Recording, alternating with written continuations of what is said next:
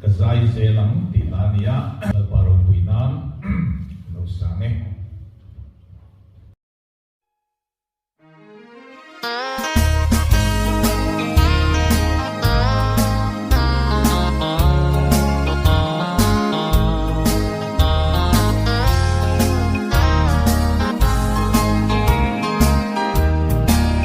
Thaler se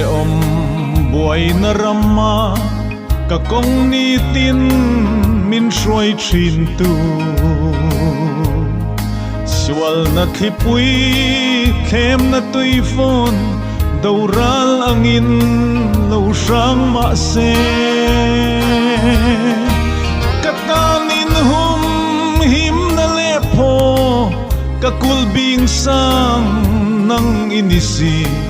iming fakin kazai zelang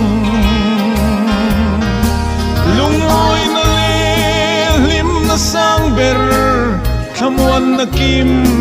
katsandam tu khovel ro pui na kalsanin kazui zelang khoi muna om maila kakianga nang iom vangin iming fakin kazai zelang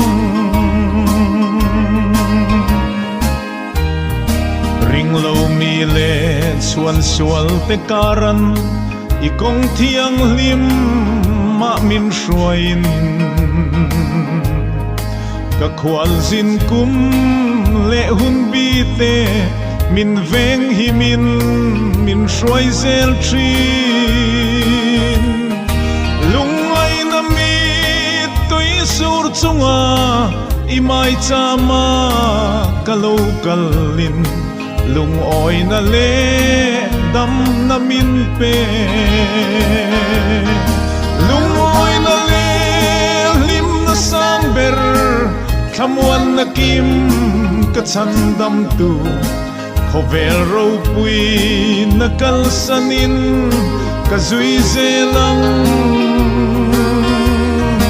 hoy muna om maila kakianga nang iom vangin iming fakin kazai zelang